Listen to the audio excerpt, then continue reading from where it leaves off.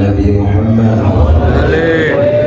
Semoga yang disampaikan nanti bermanfaat untuknya dan untuk kita semuanya, dan mudah-mudahan Allah menjadikan kita dan semuanya golongan orang-orang yang bisa mengambil kemanfaatan dan bisa mengamalkan apa yang akan disampaikan secara istiqamah. Allahumma shalli ala Muhammad.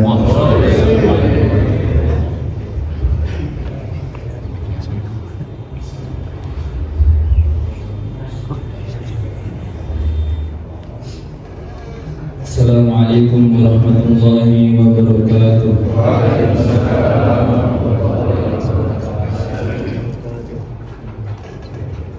Alhamdulillahirabbil alamin alladzi ja'alana ummatan muhammadiyyah wa ja'ala sunnatan syarafan lil ummah wa ja'ala istiqamatan khairun min alfi karamah.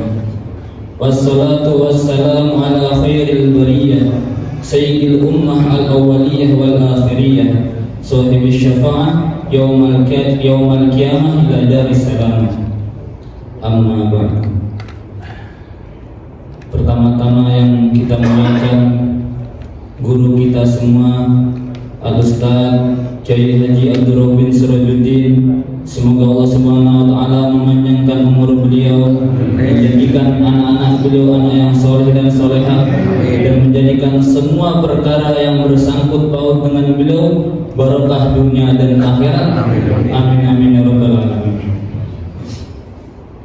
Hadirin, kita bersyukur kepada Allah Subhanahu wa taala karena kita telah dikumpulkan di tempat yang mulia, yaitu masjidnya Allah Subhanahu wa taala. Kemudian kita bersyukur juga kepada Allah Subhanahu wa taala karena kita masih diberi kesempatan untuk hidup hingga saat ini di bulan yang mulia, itu bulan Ramadan ini. Hadirin dirahmati Allah Subhanahu wa taala, percaya atau tidak percaya, yakin atau tidak yakin, peduli atau tidak peduli, kenyataannya kita ini adalah seorang anak dari ayah dan ibu kita. Semua yang berada di sini, yang umurnya 20, 30, 40, 50, semuanya tidak lepas adalah seorang anak dari ayah dan ibu kita, seorang anak dari orang tua kita. Maka hadirin yang dirahmati Allah Subhanahu wa taala, bercerita tentang ayah dan ibu ada sebuah kata-kata yang tidak asing lagi di telinga kita. Sebuah perkataan yang sudah sangat familiar, yaitu perkataannya seorang ayah, perkataannya seorang ibu, yang ia berkata, saya akan berusaha bagaimana agar anak saya ini sukses. Saya akan berusaha mati-matian, saya akan korbankan semuanya, saya akan korbankan segala-galanya, rela panas-panasan, peras keringat, banting tulang, untuk apa? Untuk agar anaknya ini bisa sukses. Betul apa betul? Betul. Ini sebuah perkara yang bagus, sebuah perkara yang baik. Kemudian ada perkara juga yang tidak asing di telinga kita, yaitu seorang anak yang berkata, saya akan berusaha, saya akan bekerja keras agar membahagiakan kedua orang tua. Yang pertama tadi, seorang orang tua yang ingin anaknya sukses. Yang kedua, seorang anak yang ingin membahagiakan kedua orang tua. Ini adalah pemikiran yang sangat-sangat bagus, sangat-sangat baik, tidak salah. Namun hadirin yang dirahmati Allah Subhanahu wa taala, kalau kita renungi pada diri kita, sekitar kita, di mana-mana banyak orang salah dalam perkara ini.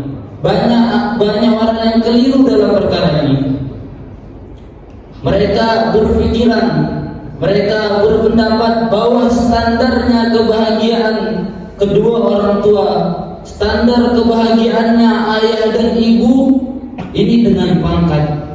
Banyak anak-anak yang berprasangka standar kebahagiaannya orang tua ini dengan harta, dengan rumah yang mewah, dengan mobil yang mewah, dan sebagainya. Dan ini sangat salah. Kemudian Itu juga banyak orang tua ini yang mereka standar kesuksesannya seorang anak ini bila anaknya telah menjadi tentara, menjadi ini, menjadi itu, punya pangkatnya banyak, hartanya banyak, ketika ekonominya enak. Sekarang banyak orang tua seperti itu diri. Padahal standar bahagianya orang tua, standar suksesnya seorang anak bukan itu. Seorang anak ini bisa membahagiakan orang tua apabila seorang anak ini bisa memasukkan kedua orang tuanya ini ke dalam surganya Allah Subhanahu wa taala. Dan orang anak yang sukses juga adalah seorang anak yang dia bisa memasukkan kedua orang tuanya ke dalam surganya Allah Subhanahu wa taala, atau bisa menaikkan derajat orang tuanya di surganya Allah Subhanahu wa taala. Jadi ada orang tua sebenarnya ini terdaftar namanya di dalam neraka, cuman karena anaknya ini adalah anak yang soleh, anak yang sukses, maka dia bisa menarik yang orang tuanya aslinya di daftar dalam neraka menjadi masuk surganya Allah Subhanahu wa taala. Dan hadirin dirahmati Allah Subhanahu wa taala, orang anak yang seperti ini adalah anak yang soleh, bukan anak yang suka main game, bukan anak yang suka keluyuran sana sini, keluar malam, bukan hadirin, tapi apa? Anak yang soleh. Apakah anak soleh itu kita dapatkan secara kebetulan, secara tiba-tiba? Tidak. Anak yang soleh itu kita peroleh dengan yang namanya usaha. Bukan seperti main ular tangga, lempar dagu, keluar nomor 5 ya dapatnya 5, nomor 3 ya dapatnya 3. Tidak seperti itu. Anak lahir kalau soleh ya soleh, kalau nggak soleh ya nggak soleh. Bukan seperti itu. Tapi anak ini bisa soleh apabila kita berusaha bagaimana anak ini soleh. Yang pertama usahanya apa? Yang pertama adalah bagaimana kita berdoa agar kita mendapatkan anak yang soleh. Robbi habli minas solihin. Ya Allah, berikan aku keturunan yang soleh. Yang pertama kita doa bagaimana anak kita ini soleh. Sebelum menikah kita ini harus sudah doa tuh. Jauh hari kita sebelum menikah kita harus sudah doa minta anak soleh. Setelah menikah kita doa lagi minta anak soleh. Sudah punya anak pun kita doa untuk minta anak yang soleh. Sampai akhir hayat kita berdoa bagaimana kita memiliki anak yang soleh. Kemudian hadirin dirahmati Allah Subhanahu wa taala. Kemudian yang kedua, bagaimana kita usahakan, kita berusaha keras bagaimana anak kita ini, anak-anak kita, anak laki-laki kita, perempuan kita, bagaimana sebelum umur 7 tahun ini mereka sudah paham betul bab sholat. Mereka sudah bisa melaksanakan sholat dengan sah. Karena kenapa? Karena ada hadis Nabi yang mafhumnya untuk memerintahkan anak-anak kita sebelum anak-anak kita ketika umur 7 tahun untuk mengerjakan sholat. Maka bagaimana kita berusaha mengajari anak kita dari membaca Al-Quran, dari rukun-rukunnya sholat, dari wudunya dan semuanya. Kemudian hadirin dirahmati Allah Subhanahu wa taala, setelah kita mengajari, setelah kita umur 7 tahun kita mengajari tentang sholat, maka kita punya tanggung jawab lagi, yaitu apa? Untuk mengajari ilmu-ilmu agama. Hadirin dirahmati Allah Subhanahu wa taala, bagaimana anak kita ini mau soleh, bagaimana anak kita ini mau ahli agama, mau jadi ahli masjid, jika anak kita ini tidak tahu tentang ilmu agama. Maka salah satu cara yang paling penting harus kita perhatikan adalah bagaimana kita mencarikan seorang guru. Karena jikalau anak kita tidak memiliki seorang guru, maka dia akan tersesat sendiri. Laula Rabbi ma araftu Rabbi, kalau bukan karena seorang guru, maka aku tidak akan mengenal Tuhanku. Kemudian hadirin dirahmati Allah Subhanahu wa taala, ada sebuah kisah pada zaman dahulu ketika zamannya para sahabat. Seorang sahabat masih kecil yang bernama Umair bin Abi Waqqas, Sayyidina Umair bin Abi Waqqas radhiyallahu anhu. Beliau ini ketika dalam ketika pasukan muslimin sedang mengatur barisan, maka beliau ini lari ke sana, lari ke sini, lari ke sana, lari ke sini, sembunyi-sembunyi.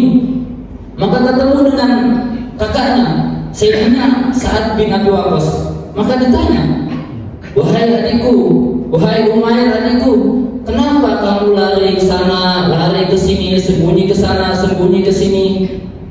Coba kalau anak zaman sekarang ditanya jawabannya apa nih?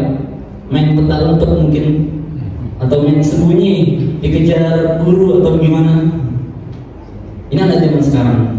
Tapi Sayyidina Umair bin Abi Waqqas ini menjawab kepada kakaknya, "Wahai kakakku, saya lari ke sana, lari ke sini, sembunyi-sembunyi ini takut ketahuan Rasulullah SAW. Karena kalau saya ketahuan Rasulullah SAW, maka saya tidak ikut sertakan dalam peperangan. Saya tidak ikut sertakan dalam peperangan. Sedangkan saya ini memiliki dua cita-cita. Yang pertama adalah bagaimana saya bisa ikut perang. Kemudian yang kedua, saya mati syahid dalam peperangan." Ini anak kecil berumur 9 tahun. Cita-citanya itu apa? Cita-citanya hadir perang. Perang ini bukan main-mainan ini. Perang ini taruhannya nyawa. Perang ini tebas-tebasan, darah-darahan, taruhannya nyawa. Tapi anak kecil bisa punya cita-cita yang begitu sangat hebat. Kemudian bukan hanya ikut perang. Kalau sekarang kita mungkin ingin perang dan menang dalam perang. Ingin perang, menang perang, pulang bawa harta rampasan. Kalau kita mungkin seperti itu. Tapi Sayyidina Umair bin Abi Waqqas ini ikut cita-cita pertama untuk perang, kemudian yang kedua mati syahid dalam peperangan. Maka ketika beliau sembunyi-sembunyi, akhirnya ketahuan oleh Rasulullah SAW. Ketahuan Rasulullah SAW, akhirnya tidak diizinkan ikut peperangan karena masih kecil. Karena masih kecil, belum memenuhi persyaratan. Karena masih kecil, akhirnya tidak diizinkan. Lantas bagaimana? Apakah beliau diam saja? Apakah Sayyidina Umar ini diam saja karena tidak diizinkan ikut perang? Tidak, hadirin. Beliau menangis, sangat menangis di hadapan Rasulullah SAW. Menangis jadi-jadinya di hadapan Rasulullah SAW.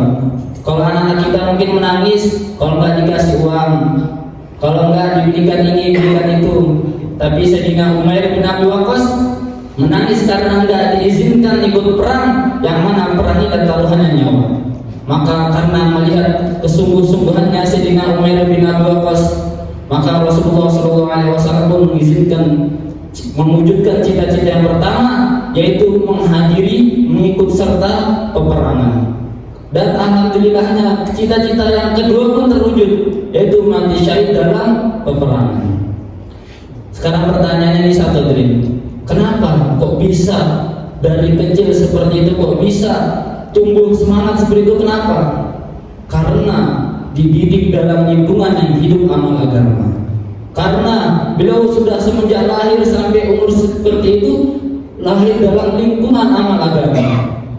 Sekarang nanti kita lihat anak-anak kita, mereka bisa bahasa Indonesia, tidak diajari bahasa Indonesia, tapi mereka bisa bahasa Indonesia karena mereka hidup di lingkungan bahasa Indonesia.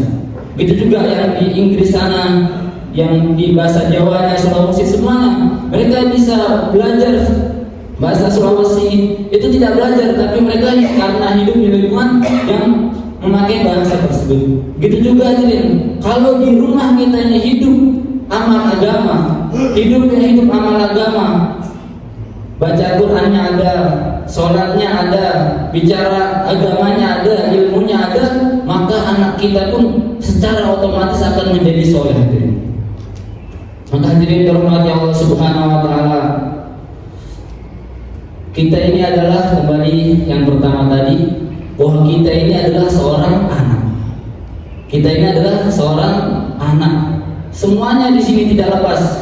Yang sudah punya anak pun seorang anak juga. Yang sudah punya cucu pun seorang anak juga. Maka bagaimana kita berusaha untuk berbakti kepada kedua orang tua kita. Dan pada kesempatan yang sangat-sangat langka ini, kesempatan yang sangat besar, yaitu di bulan Ramadan, yang mana amal ini dilipat-lipatkan, maka bagaimana kita berusaha amal sebanyak-banyaknya dan kita kita cantumkan di dalam semua amal kita kedua orang tua kita. Hadirin dirahmati Allah Subhanahu wa taala, orang itu kalau sudah mati, mereka tidak menyesali harta mereka, mereka tidak menyesali kedudukan mereka, sawah mereka, kebun mereka, tidak. Yang mereka sesali adalah amal, hadirin. Karena yang sangat-sangat dibutuhkan ketika di alam barzah, ketika di akhirat nanti adalah amal. Dan yang berpotensi untuk, yang paling berpotensi untuk memberi sebuah amal adalah seorang anak, hadirin. Mungkin kalau teman ketika kita mati nanti hanya pasang status 1 hari saja. Oh, sahabatku meninggal, kemudian itu udah lupa jadi. Tetangga pas tahlilan aja, habis itu lupa. Tapi kalau seorang anak, inilah yang paling diharapkan oleh kedua orang tua kita. Hadirin dirahmati Allah Subhanahu wa taala, karena itu maka bagaimana di bulan yang mulia ini, yang mana amal agama dilipat-lipatkan, kita gunakan sebaik-baik mungkin untuk beramal ibadah dan kita cantumkan dalam semua amal kita kedua orang tua kita. Kemudian di bulan yang mulia ini bagaimana kita berusaha untuk mentarbiyah, untuk mendidik anak-anak kita. Karena ini adalah bulan yang mulia, hadirin. Kalau dari awal kita berusaha mendidik sholatnya anak kita mendidik baca Qurannya anak kita, bagaimana anak kita ini yang biasanya keluar malam, bagaimana kita pada bulan Ramadan ini kita tahan keluar malamnya. Bagaimana anak kita yang tidak pernah membaca Quran, yang masih kurang baca Qurannya, kita semangatin, kita bagaimana perintahkan untuk membaca Quran dan seterusnya. Karena kalau kita, anak kita perhatian dengan bulan Ramadan ini, maka kita akan mudah untuk mengamalkan agama setelah bulan Ramadan ini. Kemudian hadirin dirahmati Allah Subhanahu wa taala, semua orang hidup di dunia ini akan ketemu yang namanya kematian. Yang umur 10 tahun akan ketemu yang namanya kematian. Yang umur 20 tahun akan ketemu yang namanya kematian. Dan perkara kematian adalah perkara yang sangat-sangat pasti. Akan tapi perkara juga yang sangat-sangat banyak orang melupakannya. Kullu bakin sayuka wa kullu na'in sayuna wa kullu madhkurin sayunsa laisa billahi yabqa man ala Allah ala. Kullu bakin sayuka, setiap orang yang menangis karena ditinggal oleh kekasihnya, setiap orang yang menangis karena ditinggal oleh kedua orang tuanya, setiap orang yang menangis karena ditinggal oleh orang yang sangat dia cintai, sayuka, tidak lama lagi dia juga akan ditangisi karena dia telah meninggal. Wa kullu na'in sayuna, setiap orang yang mengumumkan di masjid-masjid inna lillahi wa inna ilaihi raji'un, setiap orang yang mengumumkan orang yang meninggal, tidak lama lagi akan diumumkan bahwa orang yang suka mengumumkan orang meninggal, dia telah meninggal. Wa kullu madhkurin sayunsa, setiap orang yang disebut-sebut, setiap orang yang dipuji-puji, yang punya pangkat, punya jabatan, sayunsa, tidak lama lagi orang akan melupakannya, seakan-akan dia tidak pernah ada di permukaan bumi. Laisa huilullah, yang tidak ada yang kekal di permukaan bumi, di permukaan bumi ini. Allahu a'la, man ala Allah a'la, siapa yang maha tinggi, Allah lah maha tinggi. Oleh karena itu, mumpung kita masih diberi kesempatan untuk hidup sampai saat ini, maka kita gunakan sebaik-baiknya sampai ajal menjemput kita. Mungkin hanya ini yang bisa saya sampaikan, kurang lebihnya mohon maaf. Assalamualaikum warahmatullahi wabarakatuh.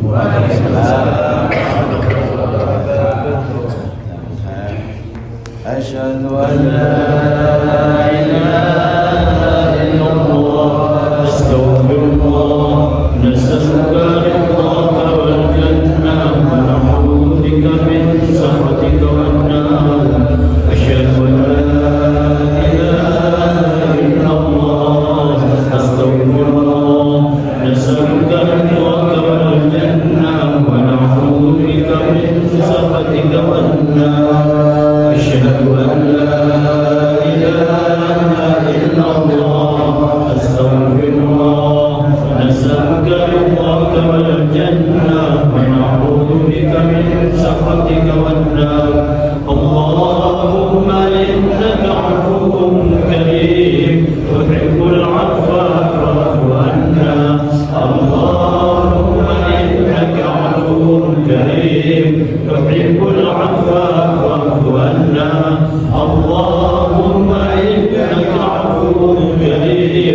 تحب العفو فاعف عنا يا الله يا كريم.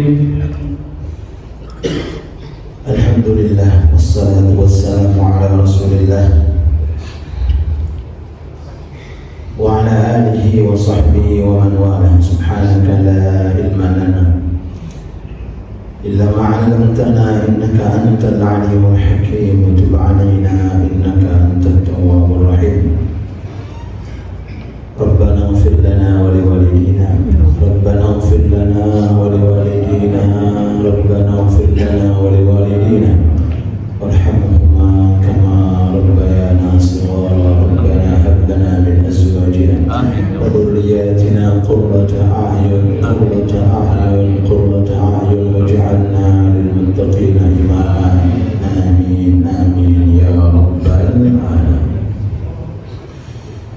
Sebelum kita memasuki tema baru, tadi sudah begitu banyak yang disampaikan terkait tentang pentingnya untuk usaha memiliki anak yang soleh dan berupaya kita sebagai anak untuk membahagiakan orang tua.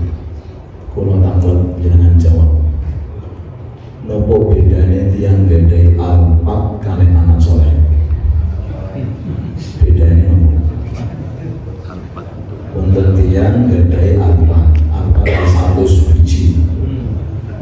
Kali tiang gadai anak soleh, anak itu soleh 100 biji. Nopo bedanya tiang gadai alpat kali tiang gadai anak soleh? Jawabannya, jenengan gede alpat, jenengan sing awal. Dan jenengan gede anak soleh, jenengan dirawat. Understand? Yes. Itu lebih berapa? Ditambahi malih sawah, jenengan sing rawat sawah. Ditambahi malih gudang perusahaan, jenengan sing rawat itu sampai mau betul, ngerti pikiran terus. Tapi ini jenengan gede anak soleh, jenengan bakal dirawat, digenah ke kalian anak jenengan, atas digenah ke, ditoto selesai mungkin. Ini pun yang gede anak soleh. Ya nopo nih anak 14, kalau yang ngomong itu 14. Nih boten soleh, bisa juga orang tuanya bunuh diri. Si Cimo kadang-kadang tiangnya dari bunuh diri, apalagi ada. Tapi nih dirawat tentang agama. Orang tua mengatakan, nah bapak ini orang mati tapi wis senang. Bapak ini belum meninggal dunia, ibu belum meninggal dunia, wis senang. Lihat anak rukun, lihat anak sakit ngaos sedanten, lihat anak ngerti masjid, ngerti majelis taklim, faham tentang ilmu agama. Ini qurratu a'yun. Napa makna qurratu a'yun kalau anak kelihatan? Terus selama ini kita doa Rabbana hab lana min azwajina qurrata a'yun. Buktikan sebelum di alam barzakh. Mana qurrata a'yun? Kalau narkoba, apakah qurrata a'yun? Atau goncengan kemana-mana yang tidak dengan mahram, apakah itu qurrata a'yun? Apakah ini yang dimaksud qurrata a'yun? Punya jabatan, punya kedudukan, punya segala-galanya, tapi masjid tidak tahu. Dalam masjid gak ngerti. Jalan ini apa Pak? Kalau tidak di jalan tempat beliau apa? Bisa bahasa ini, bahasa itu, semua bahasa. Mau coba Al-Quran, betul sakit. Apakah ini qurratu a'yun? La ilaha illallah. Na'udzubillah. Monggo diperhatikan. Semoga anak kita menjadi anak yang soleh. Tapi boten cukup, boten cukup. Inna Allah la yughayyir ma biqaumin hatta yughayyiru ma bi anfusihim. Allah tidak akan merubah suatu kaum selama kaumnya ingin berubah. Nah, bagi dengan sepucuk nasihat tulisannya boleh diperhatikan. Satu nasihat saja. Kalau dia ingin berubah, pasti bisa berubah. Tapi kalau ribuan nasihat, dirinya nggak ingin berubah, tiwas sano sing nulis sing ngetik. Ini mungkin. Makanya mumpung jenengan tesih sugeng, monggo diperhatikan. Merawat mobil Alphard yang masya Allah. Salah tempuh ini ya usah. Cek, tahu dicek dulu Google mana servis yang paling baik. Kenapa? Ini mobil, ini manfaatnya gede, bisa digunakan kemana-mana. Terus kita nggak pikir kalau anak rusak kemana-mana. Understand? Kemana kalau akhlak anak ini rusak? Selalu membentak orang tua, dikatakan sholat, malas dikatakan ngaji, malas kemana? Apa bedanya akhlak dengan anak? Monggo dijawab. Apa akan kita tinggalkan? Dunia akan kita tinggalkan, tapi anak akan kita bawa menghadap kepada Allah. Makanya dalam Al-Quran, ku anfusakum wa ahlikum nar. Memperbaiki anak bukan di showroom mobil, bukan di bengkel mobil, bukan juga di konter milik HP, tapi di dalam majelis taklim. Memperbaiki anak di pondok pesantren, memperbaiki anak dengan ilmu agama, mengajari anak dari hari ke TPG, ke TPA, tempat-tempat untuk mempelajari Al-Quran. Semoga melalui Ramadan Allah mengabulkan doa-doa kita, dan mudah-mudahan Allah menjadikan putra-putri kita putra-putri yang saleh dan saleh. Amin ya rabbal alamin. Sebagai penutup, saya kurang tahu dulu. Ini bagi langsung ini ngurusi cetakan ini tiang ini. Doakan mudah-mudahan anak santri yang pulang semuanya Allah ilmu yang berkah,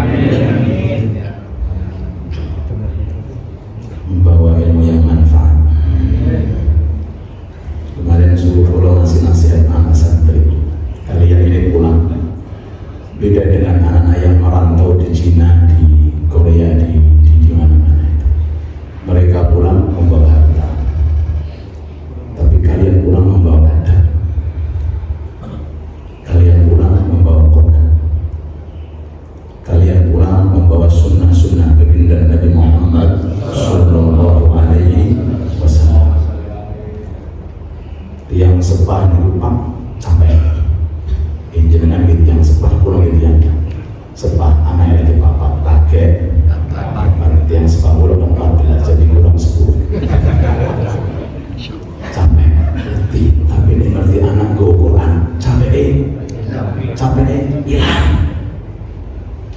Mungkin mengeluarkan uang untuk anak, tapi ketika anaknya bisa baca kitab, hilang Pak. Bisa direct jamaah masjid, bisa memakmurkan masjid. Itu rasa keletihan, kecapean itu hilang. Tapi orang yang harus capek ngerti anak ini muter gak ngerti jalan masjid kanan kiri oke, tak baca ini gua tutup cerita yang disampaikan oleh guru saya. Dulu ada orang nakal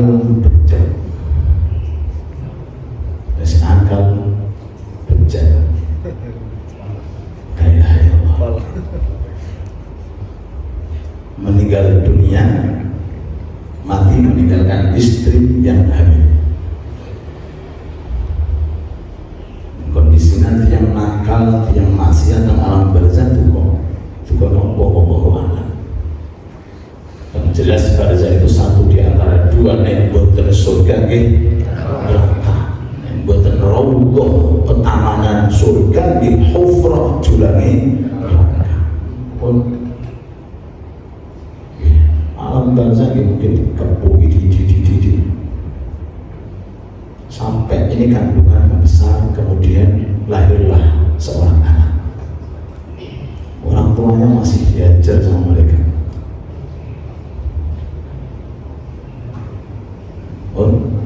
Tapi orang tua ini punya aset berupa anak.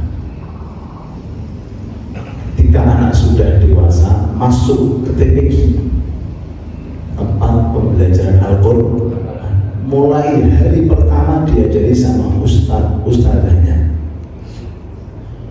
Ba kasroh bi, sin sukun bis, mim kasroh mi bis. Siapa ngomong bismillah? Ngantuk berarti. Bismillah. Allah paling wahyu, lepas dia. Jangan disiksa, angkat siksanya. Karena anaknya sudah mulai membaca huruf Al-Quran. Ini pun lebih huruf ini. Apal Quran kau yang pun asli yang sebab. Kita lebih huruf yang itu sudah bisa menyelamatkan orang tua.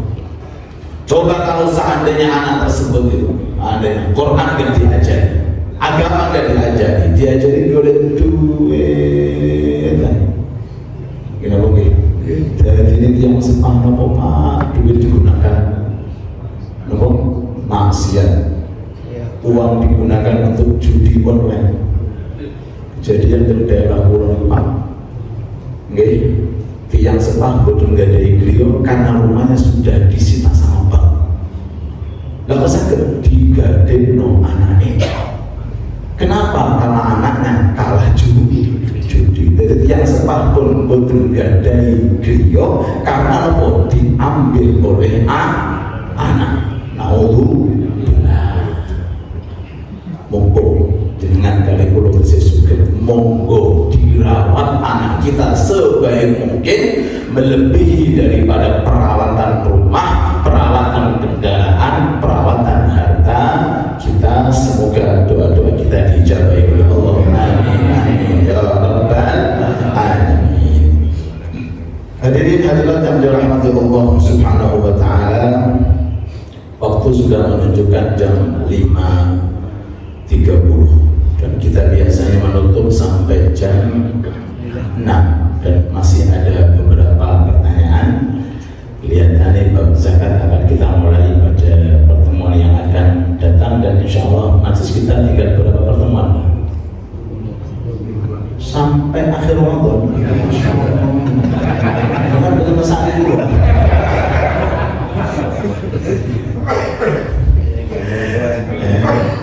Insya Allah kita tutup pada malam-malam seperti biasa. Semoga dengan sehat walafiat. Pada hari ini 17 Ramadan itu ada kejadian namanya perang Badar. Sedikit saya tambahin 10 menit ini. Perang Badar itu perang yang paling unik dalam Islam. Ini perang Badar. Terjadi pada tanggal 17 Ramadan. Di perang Badar inilah Abu Jahal meninggal dunia. Di perang Badar. Kok unik? Sebab Allah telah menurunkan 5.000 malaikat. Dan sahabat saat itu yang hadir 3 kali lipatnya orang musyrik. Orang musyrik itu 1.000, sahabat cuma 300. Berarti berlipat 3. Orang musyriknya dibanding orang muslim, cuma kemenangan diraih oleh kaum muslim.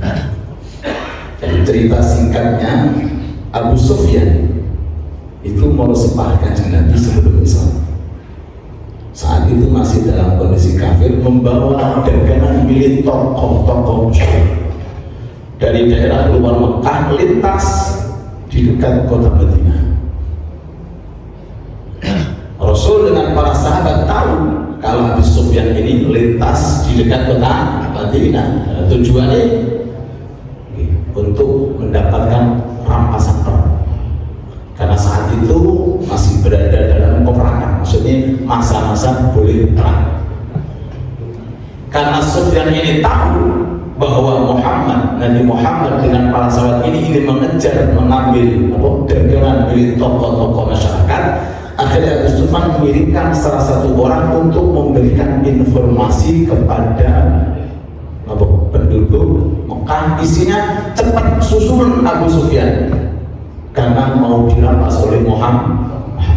Berangkat kurang lebih 950 ya 1000 lah. Itu semua tokoh-tokoh Quraisy itu ikut keluar. Nah, perjalanan itu beda jalan.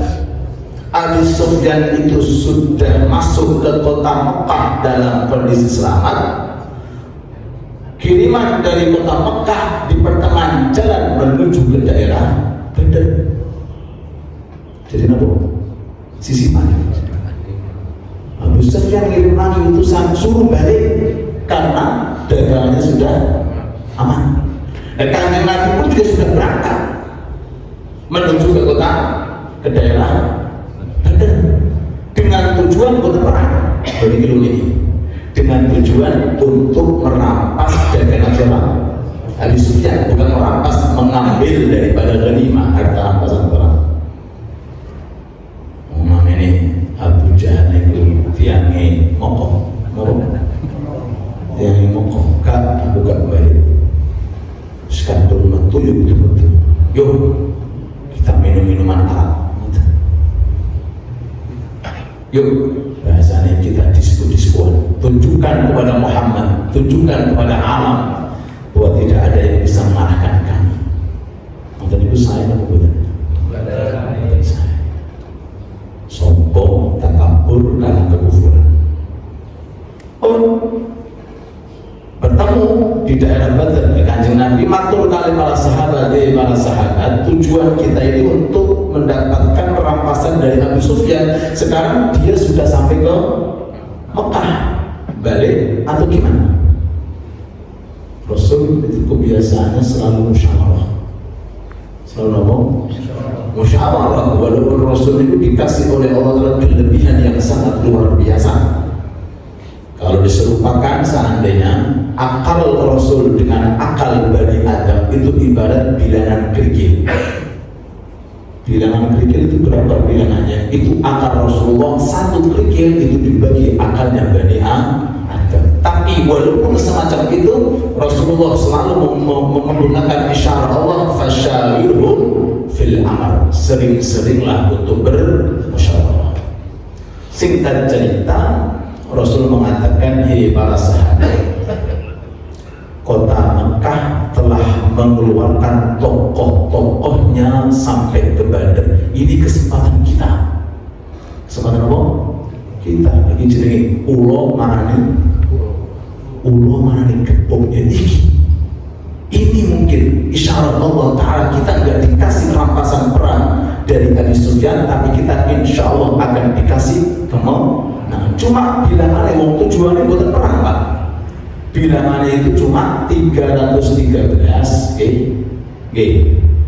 kudanya 4, ontanya 70, dengan bayangin. Kita Pak kudanya 4, kuda 4, terus ontanya 70, bilangannya 303.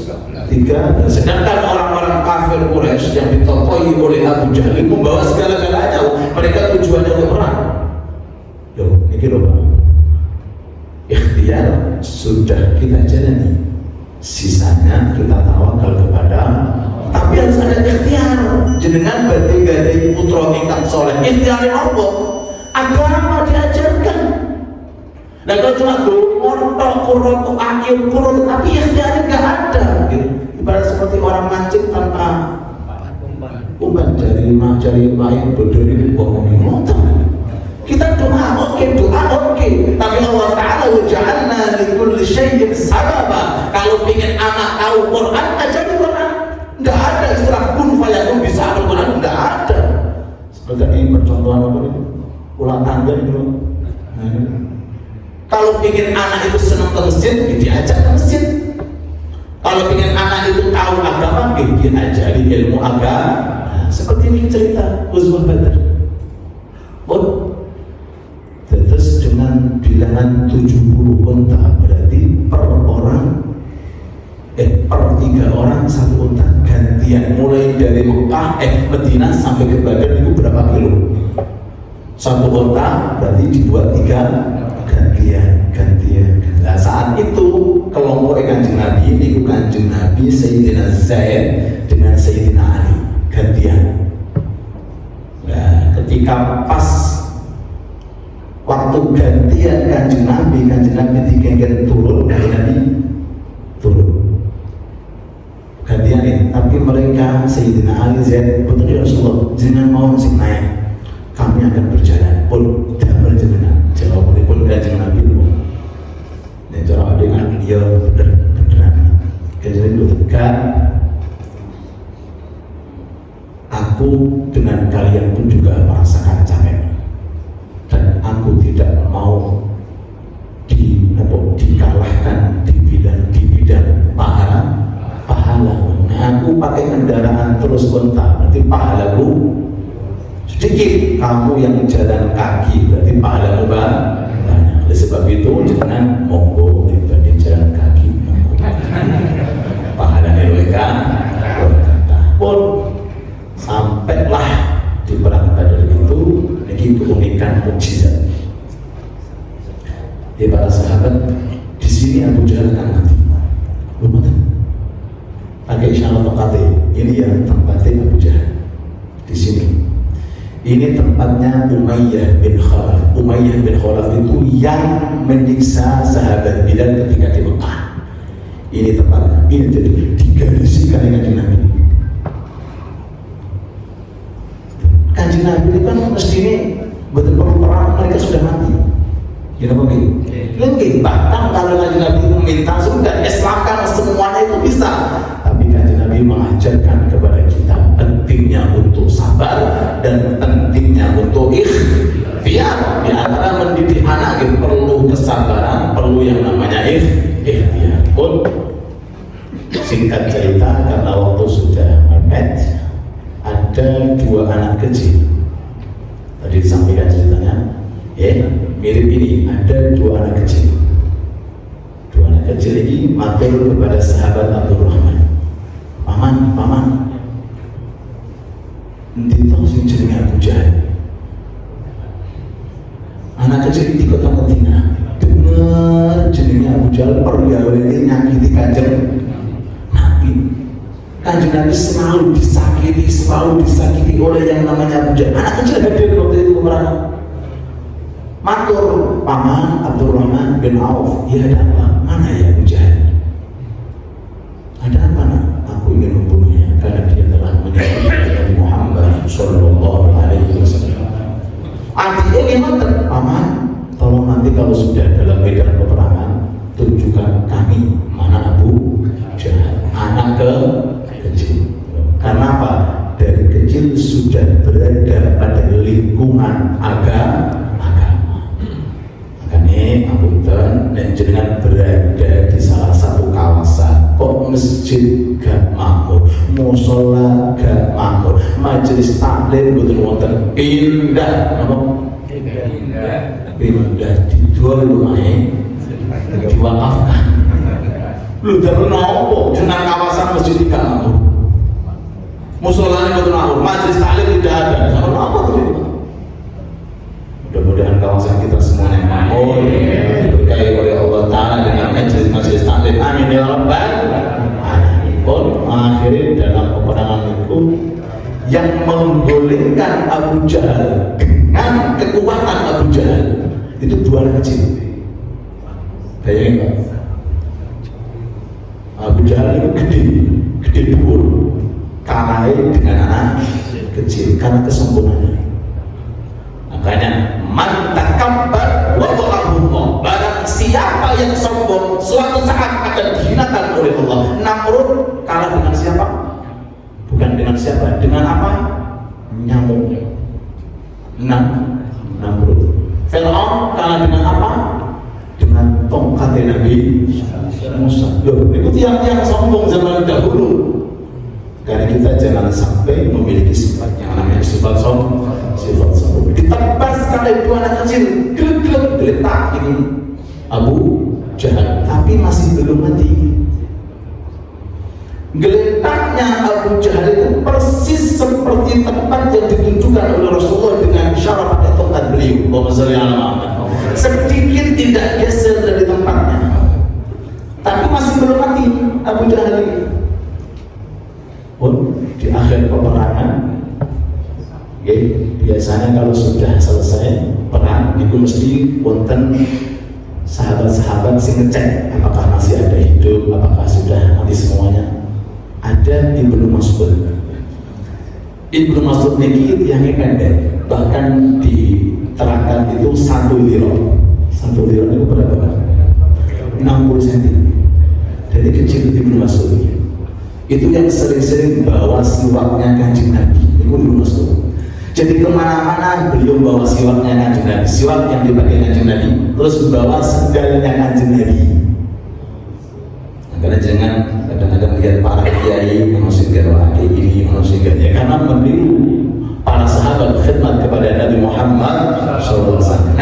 Ngambil sandal itu setunggal ditaruh lagi, tangan kanan setunggal ditaruh tangan kiri, sampai Kanjeng Nabi selesai acara baru kemudian diletakkan. Tapi sinten Pak, pembantu, tapi pembantu nih Kanjeng Nabi, bukan pembantu nih yang sanes, tapi adalah khotimnya Kanjeng. Itu berjalan-jalan ketemu dengan Abu Jahal. Loh, karena gede Abu Jahal itu naik ke dadanya, itu mencoba bahasanya bawa tangga. Tapi betul bawa tangga sampai nenek-nenek itu sampai berada di dadanya. Loh, Abu Jahal itu wis mau mati, isek sombong. Loh, wis ape mati, isek sombong. Kisah kaya pengembala kambing. Masih ada waktu menghina ya wayal ghanam. Ibnu Mas'ud pengembala kambing masih mencela orang. Begini, Allah Ta'ala memang mau mentakdirkan orang masuk neraka ini. Mestinya kan harus istighfar gitu. Tapi karena husnul khotimah itu milik Allah, ya Allah Ta'ala yang menentukan. Ya, aku Ibnu Mas'ud mau apa? Mau memenggal kepala. Kata Abu Jahal, ojo pakai pedangmu gak landep, pedangku landep. Aneh dong. Pakai pedangmu ini ketemu, kan kalau ketemu gak landep, pakai pedangmu. Terus tugelin dasku kok ini ya. Ojo diatasi, agak ke bawah supaya nanti di akhirat kepalaku besar bahwa aku ini musuh dunia akhirat Muhammad. Mau tuh diketok kali masuk. Bayangin Abu Jahal matinya dengan tebasan 2 anak kecil, dan yang memotong lehernya adalah sahabat yang pendek Ibnu Mas'ud. Pun diketok, digeret, dibawa menghadap kepada Nabi Muhammad Sallallahu Alaihi Wasallam. Cerita Ibnu Mas'ud tentang omongan yang namanya Abu Jahal. Setelah Rasul mendengarkan cerita, kata Rasulullah, setiap nabi itu punya Fir'aun, tapi Fir'aun lebih dahsyat daripada Fir'aun yang Musa. Fir'aun yang Musa itu mau mati, itu mau syahadat. Mau apa? Mau mati, mau syahadat. Ketika mau mati, mau syahadat. Cuma kalau malaikat Jibril dijelma, cek enak ikon. Mau masuk surga, dijijili rumah mereka pun. Malaikat Jibril. Ini amantu billahi alladhi amana bihi bani Israil. Tapi betul sakit karena sudah berada di tenggorokan.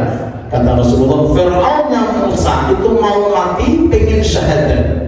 Ini Fir'aunku, Fir'aun umatku, yaitu Abu Jahal, mau mati masih menampakkan sifat kesombongan dan sifat kekufuran. Na'udzubillah tsumma na'udzubillah. Ini sekelumit daripada perang Badar, dan ini sangat penting sekali untuk kita ketahui agar kita bisa menghayati beberapa sirah-sirah perjalanan hidupnya Nabi Muhammad Sallallahu Alaihi Wasallam. Sampai singkat cerita, Allah Ta'ala menurunkan pertama 1000 malaikat, tambah lagi 2000 sampai 5000. Itu para sahabat. ketika mau nusuk sudah mati. Orang kafir ketika mau nusuk sudah mati. Siapa yang bunuh? Malaikat. Sampai ulama sirah itu mengatakan tanda yang dibunuh oleh malaikat dengan tanda yang dibunuh oleh sahabat itu letaknya ada pada jari-jari. Nek jari-jari kafir itu protol berarti sing bunuh malaikat. Uniknya la ilaha illallah Muhammad Rasulullah sallallahu alaihi wasallam. Dalam kejadian itu pun juga ada sahabat pedangnya patah. Datang kepada Nabi, ya Rasulullah, pedangku patah. Kali Nabi diambilkan kayu. Ini ambil. Ketika kayu dilempar, dipegang sahabat langsung berubah jadi pedang. Allahumma sholli ala Muhammad. Mukjizatnya. Sebagian sahabat seperti sahabat Ammar bin Umar, tangannya mau putus, ngibir tangannya. Ya Rasulullah, tanganku. Mana? Dibawa Rasulullah, disambung kali ludahnya, selesai. Berarti pakai operasi. Allahumma Muhammad. Sampai orang sebagian sahabat itu matanya keluar. Dan datang ke Rasulullah, mataku ditendang Rasulullah, sudah sembuh total. Kalau seandainya ada Rasulullah, enak pakai. Tapi sangat dokter gak payu. Atau mawar yang sedang berlaku lagi. Mudah-mudahan majlis taklim kita diberkahi oleh Allah Subhanahu Wa Taala, dan mudah-mudahan apa yang sudah dengan keluarkan, baik itu harta, baik itu tenaga, baik itu kesempatan di bulan suci Ramadan, mudah-mudahan diberkahi oleh Allah untuk kemaslahatan pada bulan selesai daripada bulan suci Ramadan. Amin ya rabbal alamin. Satu pertanyaan kita buka. Izin bertanya, bacaan tahiyat di sholat sunnah tarawih untuk bacaan sholawatnya pendek, bukan sholawat Ibrahimiyah, afdhalnya. Dan yang kedua, untuk takbir pertama sholat posisi tangan dengan bacaan yang sesuai sunnah bagaimana?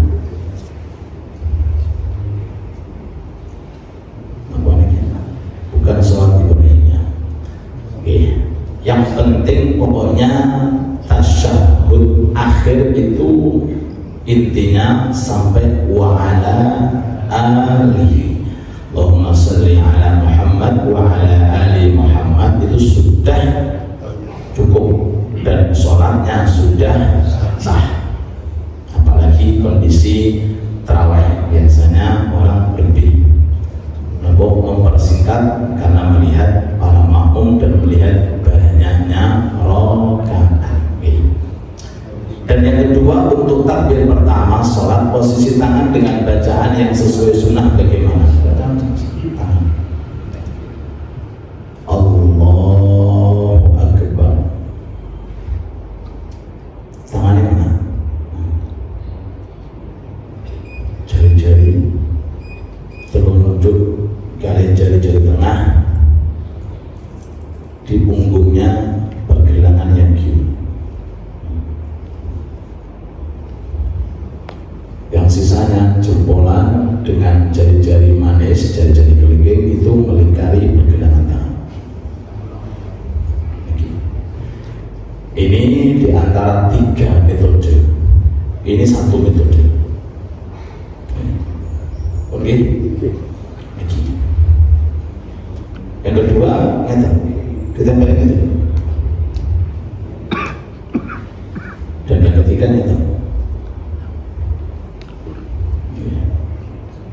ini sunnah. Kalau seandainya sholatnya kan ada orang begini, ngomong sini yang benar. Ini menungso pun macam-macam. Jangan terlalu ini betul usaha dari diusiri. Ngeten mau, ngeten deh. Pokoknya bebas.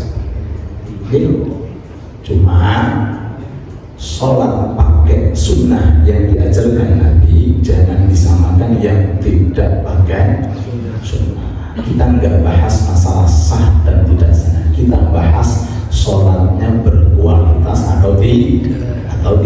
Yang kedua, yang terakhir, ada yang mengatakan sampai di sini. Alasannya kenapa? Karena di sini letaknya hati, jadi dipegang atau dikirinya. Kalau badan Imam Malik itu nggak sedekap. Allahu Akbar. Oke, itu sedekap. Untuk letaknya telapak tangan, ini sejajar itu namanya ini jempolan itu standar sejajar dengan daun telinga, sejajar, bukan di belakang, di bawah. Kadang ada orang itu kudu nyentil betul kan? Lapor sejajar barang betul kan lagi sejajar depannya, jempolannya sejajar dengan daun telinga, sisanya itu berada sejajar di atasnya telinga, tapi betul-betul di kiri dulu, udah dimeteri, benar, diperkirakan tanpa menyalahkan yang kini atau yang kini atau yang nggak mau takbir karena mengangkat, yang nggak mau mengangkat kedua tangan karena mengangkat kedua tangan itu hukumnya sunnah. Oke, mobil khusus di sholat tarawih tolong diperhatikan. Kalau rukuk sujud minimal baca tasbihnya subhanallah walaupun cuma sekali. Jangan ikut-ikutan yang di luar sana pengen viral akhirnya sholatnya batal, pengen viral sholatnya batal. Sekali insyaallah besok kita akan lanjutkan, masih ada beberapa pertanyaan. Mudah-mudahan dengan semuanya dikasih sehat walafiat, sehat lahirnya, sehat batinnya. Sebelum kita baca doa dari Abah Fauzi, kalau ingat lagi 1 menit. Sholat yang jenengan kerjakan, Quran, zikir, majelis taklim, kelebihannya tinggal berapa hari? Tinggal 13 hari. Setelah 13 hari sudah kembali seperti semula, kecuali satu yang masih walaupun sampai bulan yang akan datang Ramadan. Apa itu? Niat. Perbanyak di bulan Ramadan niat. Karena niat ini yang akan mewakili kita walaupun Syawal, amalan kita seperti di Ramadan. Walaupun kita di Dzulqa'dah, Dzulhijjah, sampai nanti Sya'ban yang akan datang itu bisa diwakili dengan adanya niat. Anda Syawal sholat duha, tapi niatnya sudah ada di bulan, beda pahalanya. Anda jamaah di bulan Syawal, mestinya biasa-biasa saja, tapi karena niatnya ingin jamaah di bulan Syawal itu ada di bulan Ramadan, maka dilipat gandakan seperti bulan Ramadan. Makanya niat itu tidak terbatas. An-niyah tablu ma la yablughuhul amal. Niat itu bisa mencapai dari apa yang tidak bisa dicapai oleh sekedar amal. Mudah-mudahan Allah memberikan kepada kita pintu-pintu niat dan lintasan-lintasan niat yang diberkahi dan diberkahi oleh Allah Subhanahu wa taala. Rabbana atina fid dunya hasanah wa fil akhirati hasanah wa qina adzaban nar. Allahumma inna nas'aluka bihaqqi Ramadan as-sa'adah al-abadiyyah, as-sa'adah ad-dunyawiyyah, was-sa'adah al-barzakhiyah, was-sa'adah al-akhirah. Wa nas'aluhu subhanahu wa ta'ala bihaqqi Ramadan an yaj'alna wa iyyakum min ahli as-siyam haqqan wa min ahli as-salati haqqan wa min ahli lailatul qadr. Rabbana ij'al hadha al-masjid sunan giri khas wa ghayruhu min al-masajid wal musallayat fi irsika wa hawaliha, ij'alha ya Rabb bihaqqi Ramadan ma'mura, bihaqqi Ramadan mubarak.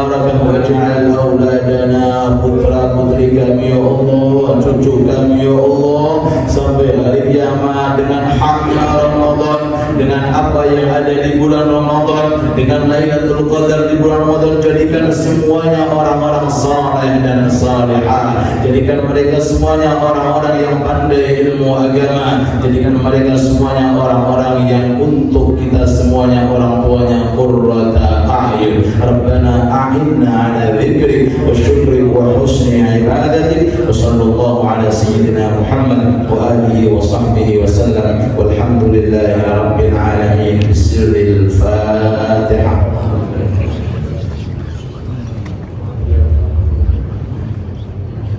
Kita tutup doa kunut seperti yang diamalkan oleh Habib Abu Bakar di sini. Allahumma hdina fi man hadait, wa afina fi man afait, wa tawallana fi man tawallait, wa barik lana fi ma a'tait, wa qina bi rahmatika syarra ma qadait. La yaqdi wa la yudhan wa la yudhan man walid, wa la yazul man adait, wa la tarab wa la tabal alhamdu ala ma qadait. Astaghfirullah wa sallallahu ala sayyidina Muhammad wa alihi wa sahbihi wa sallam. Alhamdulillah rabbil alamin. Wa lafu minkum. Assalamualaikum warahmatullahi